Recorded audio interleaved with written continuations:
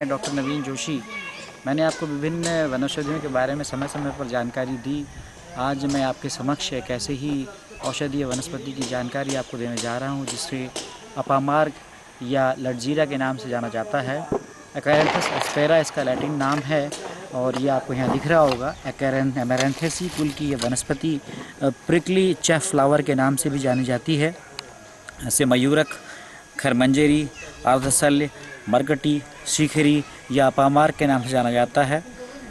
ये जो दोषों को संशोधन करे, यानी बढ़ी हुई जो क्षुधा है, अग्नि है, उसको समन करे, अनेक रोगों को हरे, असाध्य रोगों को भी दूर करे, ऐसी यह दिव्य वनस्पति भारतवर्ष के सभी प्रांतों में जंगली अवस्था में, शहरों में, गाँवों में हर जगह मिलती है। यहाँ भी आप एक शहरी क्षेत्र में इस जंगल में यूं ही लगा हुआ देख रहे होंगे। वर्षा ऋतु में यह विशेषकर मिलती है। जैसे ही वर्षा की पहली फुहारें पड़ती है, यह अंकुरित होती है। शीत ऋतु में यह फलती है, फूलती है और ग्रीष्म ऋतु में परिपक्व होकर यह फलों के साथ पौधा भी अपने आप सूख जाता है। इसके पुष्प भी जो हैं, आप अगर नज़दीक से देखें तो यह हरी गुलाबी कलियों से युक्त और बीज इसके चावल सदृश होते हैं। अपामार्ग का पौधा 1 से 3 फुट की ऊंचाई लिए हुए होता है। शाखाएं इसकी पतली, अशक्त कांड वाली और इसकी पर्वसंधियाँ कुछ फूली और मोटी हुई होती हैं। यह प्रायः शाखाओं में इसकी मंजरियाँ आपको दिख रही होंगी। ये पुष्प जो हैं इसकी मंजरियों के बीच से निकलते हैं। अपामार्ग भी आप देख रहे होंगे कि मेरे कपड़ों में भी ये चिपक रहे हैं। जो है इसके जो फल हैं वो कपड़ों में चिपक जाते हैं, क्योंकि ये पत्रकों और परिपुष्प में पाए जाते हैं, जिसके कारण यह हाथ में भी लगते हैं, गड़ जाते हैं। 2 प्रकार का पौधा होता है, सफ़ेद और लाल अपामार्ग की जो कांड और शाखाएं होती है वो रक्त वर्ण की आभा ली हुई होती है और पत्रों पर भी लाल इसके दाग होते हैं। इसके रासायनिक संगठन को यदि आप देखें तो इसकी राख में पोटेशियम की मात्रा बहुत अधिक होती है।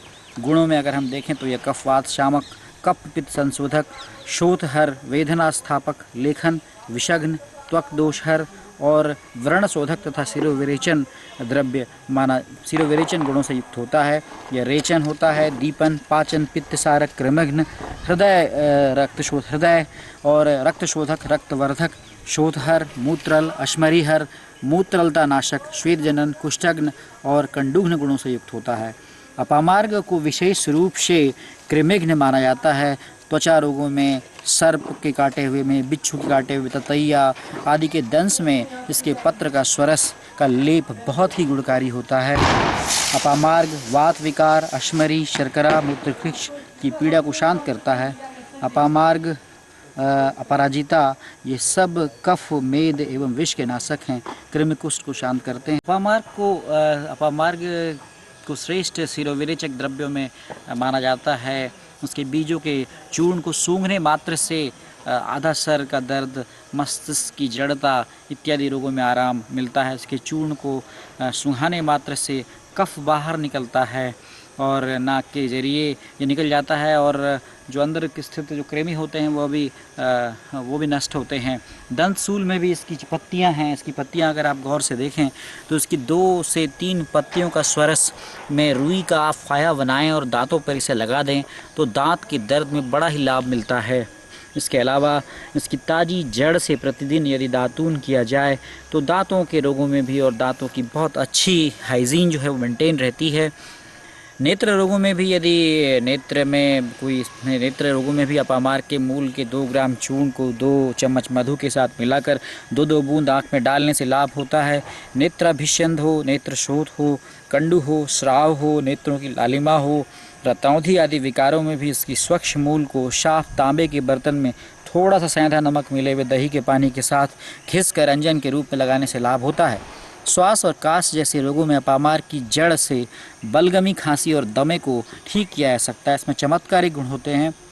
इसके 8 से 10 सूखे पत्तों को हुक्के जैसे में रख कर अगर इसको अंदर लिया जाए, इसकी जो इनहेल किया जाए तो स्वास्थ्य रोगों में काफ़ी लाभ मिलता है। इसके छार का भी इस्तेमाल काफ़ी सारे रोगों में होता है। इसकी छार को आप इसकी छार को आधा ग्राम की मात्रा में आप इसे लें और इसे शहद से मिलाकर प्रातः सायं आप इसका चटाएँ तो बच्चों की जो श्वास नली से संबंधित विकार है उनमें भी काफ़ी लाभ मिलता है।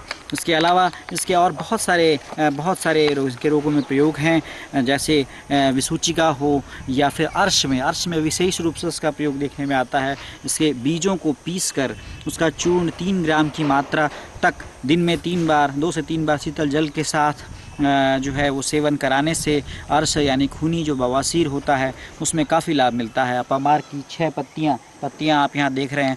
अपामार की 6 पत्तियाँ, काली मिर्च 5 नग को जल के साथ पीसकर सुबह शाम सेवन करने से भी पाइल्स के रोगियों में लाभ मिलता है। पित्तज या कफज, रक्तार्श हो, ब्लीडिंग पाइल्स हो तो 10 से 20 ग्राम इसकी जड़ को आप चावल के धोवन के साथ पीसकर छानकर यदि 2 चम्मच शहद मिलाकर पिलाएं तो ये काफ़ी गुणकारी होता है। उदर रोगों में भी अपामार के पंचांग को 20 ग्राम से लेकर 400 ग्राम तक पानी में पकाएं और जब चतुर्थांश शेष रह जाए तब उसमें 500 मिलीग्राम नवसादर चूर्ण तथा 1 ग्राम काली मिर्च चूर्ण मिलाकर दिन में 3 बार इसका सेवन कराएं। ये काफ़ी लाभकारी होता है। इसकी पंचांग की क्वाथ का 50 से 60 ग्राम भोजन के पूर्व सेवन करना से भी पाचन में वृद्धि होती है, जिससे उसका नाम भी पड़ा हुआ है। यह अग्निवर्धक होता है। अपामार्ग इसका नाम भी इस बात को जो है वो इंडिकेट करता है। भस्मक रोगों में भस्मक रोग जिसमें बहुत ज़्यादा भूख लगती है और खाया हुआ अन्न भस्म हो जाता है परंतु शरीर हमेशा दुबला पतला बना रहता है, ऐसे में भी अपामार्ग के बीजों का चूर्ण यदि 3 ग्राम दिन में 2 बार लगभग 1 सप्ताह तक सेवन कराया जाए तो निश्चित रूप से भस्मक जैसे रोगों में भी लाभ मिलता है। इसके 5 से 10 ग्राम बीजों को पीसकर खीर बनाकर खिला देने से भस्मक रोग बिल्कुल ठीक हो जाता है। यह प्रयोग अधिक से अधिक 2 से 3 बार करें तो ये रोग बिल्कुल कम्प्लीटली ये रिकवर हो जाता है। 5 से 10 ग्राम ताज़ी जड़ को पानी में घोलकर पिलाने से भी बड़ा लाभ होता है। यह औषधि बस्ती की पत्थरी को टुकड़े कर निकाल देती है। वृक्कशूल के लिए भी यह बहुत अच्छी औषधि है। इसकी जड़ को पीस कर इसका रस निकाल कर इसको रुई में भिगो कर इससे योनिशूल और मेंस्ट्रुअल साइकिल के डिस्टर्बेंस में लाभ मिलता है। रक्त प्रदर में भी इसके ताज़े पत्र को लगभग 10 ग्राम, हरी दूब 5 ग्राम दोनों को पीसकर 60 ग्राम जल में मिलाकर छान लें और इसको गाय के दूध में 20 ग्राम या इच्छानुसार मिश्री मिलाकर सुबह शाम 7 दिन तक पिलाने से अत्यंत लाभ होता है। यह प्रयोग रोग ठीक होने तक नियमित करना चाहिए। निश्चित रूप से रक्त प्रदर जो है वो ठीक हो जाता है। यदि गर्भाशय में गांठ की वजह से रक्तस्राव हो रहा हो तो गांठ में भी काफ़ी लाभ मिलता है। पाठा, कलिहारी, अड़ूसा, अपामार्ग इनमें से किसी भी एक औषधि की जड़ को नाभि, बस्ती प्रदेश और योनि प्रदेश पर लेप कर देने से प्रसव सुखपूर्वक होता है। प्रसव पीड़ा प्रारंभ होने से पूर्व अपामार्ग के जड़ को एक धागे में बांधकर कमर में बांधने से प्रसव सुखपूर्वक होता है, परंतु प्रसव होने के बाद इसे तुरंत हटा लेना चाहिए। ततैया ने काटा हो, बिच्छू ने काटा हो, जहरीले कीड़ों के दंश पर उसके पत्र का स्वरस लगा देने से जहर उतर जाता है। काटे स्थान पर बाद में 8 से 10 पत्तों को पीसकर इसकी लूदी बांध दें तो इससे व्रण दूषित नहीं होता है। इसके अलावा अपामार्ग के क्वाथ से स्नान करने पर कंडू रोग दूर होता है। संधिशोथ में भी इसके 10 से 12 पत्रों को पीसकर गर्म करने और बांधने से लाभ होता है। संधिशोथ व दूषित फोड़े, फुंसी या गांठ वाली जगह पर पत्ते पीसकर लेप लगाने से भी गांठ धीरे धीरे छूट जाती है। ज्वर में इसके 10 से 20 पत्तों को 5 से 10 नग काली मिर्च और 5 से 10 ग्राम लहसुन के साथ पीसकर 5 गोली बनाकर एक गोली ज्वर आने से 2 घंटे पहले देने से सर्दी से आने वाला ज्वर ठीक होता है। मसूरी का हो, स्मॉल पॉक्स हो तो हल्दी और अपामार्ग की जड़ दोनों को बराबर मात्रा में लेकर खूब पीसकर हाथ पैर के नाखूनों पर उसको लगाने से भी काफ़ी लाभ मिलता है। और यदि इसकी स्वच्छ जड़ को पीसकर फुंसियों पर लगाएं तो इससे काफ़ी लाभ मिलता है। औषधि कर्म में सबसे अधिक बेस्ट मेडिसिन श्वेत अपामार्ग को माना गया है। इसके अलावा इसके कई सारे औषधीय गुण हैं। भाव प्रकाश ने कहा है कि अपामार्ग सरस तीक्ष्णो दीपन स्तिक्तकः कटु पाचनो रोचन छर्दी कफ मेदो अनिलापः निहंति हृदय आत्मार्श कंडु सुलोदरापची। अर्थात अपामार्ग शर, तीक्ष्ण, दीपन तिक्त और कटु औषधि है, पाचनी है, रोचनी है, छर्दी रोग, कफ रोग, मेद और अनिलापह वात रोगों में यह काफ़ी लाभकारी है। ये इतना ही नहीं, हृदय रोगों में, अर्श में, कंडू में और शूल, उदर शूलों में भी इसका काफ़ी अच्छा उपयोग होता है। इसके अलावा धन्वंतरि निघंटु ने कहा है कि अपामार्गस्तु तिक्तोष्ण कटुकः कफनाशन अर्षः कंडुरामाघ्नौ रक्त हृदयग्राही वांतिकृत। यह धन्वंतरि निघंटु ने कहा है।